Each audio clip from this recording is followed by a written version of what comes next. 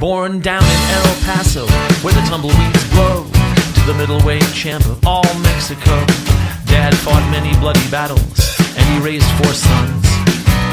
Chavo was the oldest one. Old man Gory could pop like a live grenade. Raised his boys in the way of trade. Hector and Mondo, young Eddie G. Chavo meant the most to me. Look high, it's my last hope.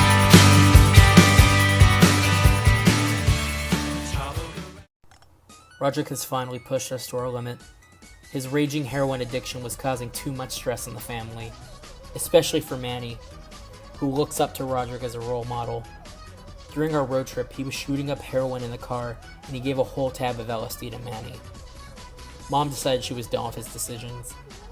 We scraped up all the cash we had on us and gave it to Rodrick. With tears rolling down our cheeks, we talked to a high Rodrick about how we all wished him well, and the best, and we will still love him. Manny took it really hard. Rodrick has really influenced Manny's personality, and it was really hard to tell Manny he needed to say goodbye to Rodrick forever. We gave Rodrick the cash and asked him to get out of the car immediately. We left him nearly 230 miles from home, and we haven't been back since.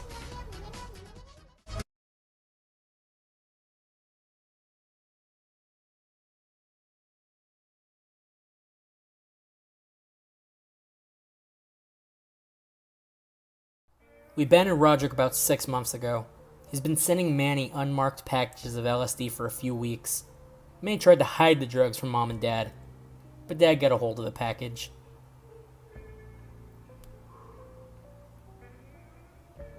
Dad asked where he got the drugs from, and Manny said that they were from me. Dad believed him and immediately called the cops. As he restrained me, he whispered that he was a drug lord, and this was the best way to cover himself up.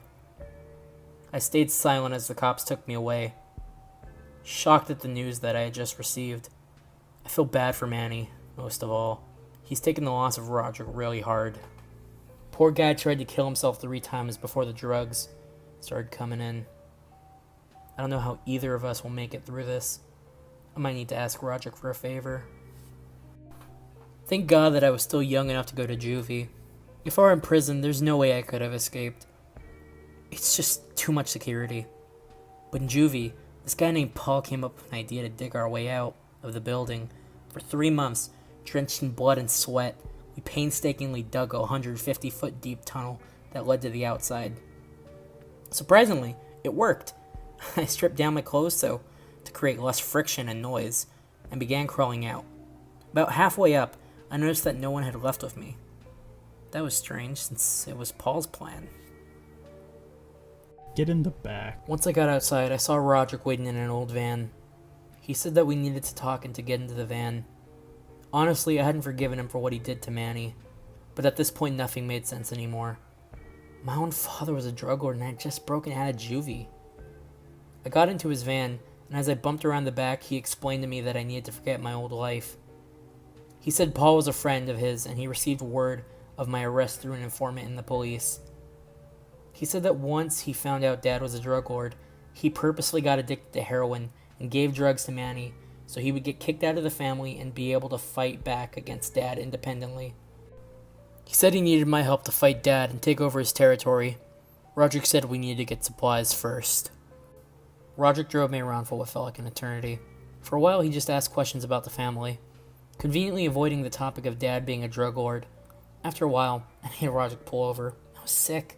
I don't know if you've ever had to deal with the emotional shock of having your whole life tossed around and juggled, but I wouldn't recommend it. On top of that, Rodrick said we need to go steal supplies from none other than Mom. Of course. Mom secretly supplied all unregistered guns in the Plainville area. Rodrick specifically told me that his gang friend said her office is on 29th and Hillgrove Street. It's in an abandoned house and the windows are boarded shut. I was told that I had to go in and steal the supplies since we had no money. How did we not have money? I thought Rodrick sold drugs for a living. Anyways, we get to the abandoned house and we have to wait till we see her leave. And I had to crawl in the house through a spider-infested cellar door. I started grabbing things and putting them into my backpack to take until I heard a noise from behind. I slowly turned my head to find my worst nightmare staring right at me. I tried my best to explain. I said, "Dad sent me here to get supplies." Mom just stared at me. I said, "I need to get them for him. He broke me out of juvie." Mom just stared at me. All she did was point that damn loaded gun at me. I assumed that this was it. I started crying.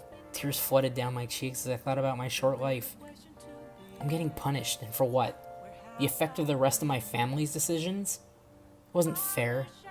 Even as I lay on the ground crying, Mom didn't say a word. Then I heard a body hit the floor. I opened my eyes and saw that Mom had collapsed to the ground. Standing behind her was Rodrick, holding a chair. Rodrick looked at me and all he said was, "Grab some stuff and let's go." I grabbed all the supplies I could, and we both ran out of the van. Rodrick started it and floored it. He told me that Mom was neutral, and Dad didn't know that she was the town's gun supplier. Does anybody know anything anymore? I asked Rodrick why he needed all the supplies for just 2 people. He said he had men ready, and that we were headed to see Dad. Rodrick frantically drove us through the city all the way to the other side of town. All of a sudden, he really slowed down and creeped around the corner of an old alley. Keep in mind, it was roughly 2:45 in the morning. Once in the alley, I saw the kind of thing you only see in movies. One gang was on one side of the alley with little supplies, while the other side had another gang prepared with loads of ammo. And some even had bulletproof vests. Our side was the one that came underprepared. Rodrick stepped out of the van and told me to stay in it and stay alive.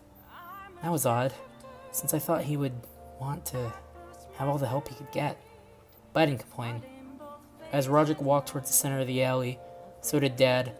Their gangs followed them. Rodrick and Dad stood in the middle, giving each other a good stare down, and maybe conversing some. I was still in the van, and couldn't really get a good view of the action, but from what I saw, it looked something like this. The battling began. Have you ever heard the sound of a gunshot? One shot is deafening. The sound of a battle makes your ears want to explode. As I watched men get shot and fall dead, I thought about my life. The life that I had forgotten. A week ago, I still thought my dad loved me. Things were more simple. I wasn't facing death every second. Our side was getting obliterated. We just weren't as well prepared as them. All of a sudden, I saw Dad tackle Rodrick. I jumped to action, grabbing my backpack and my gun and ammo, and ran over to him. Miraculously, I wasn't shot on my way there, and I kicked the gun out of Dad's hands, pinning him down with my gun. "Get down, Dad! You're done for." Dad smirked and stared behind me. I went pale. I turned my head slowly to my right to stare down the deep black barrel that led to Rodrick's hands. "Sorry, Greg.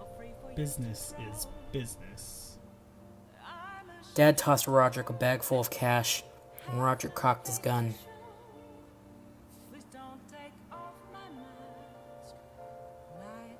I felt no emotion. I just looked at Rodrick and muttered, "Goodbye, Rodrick."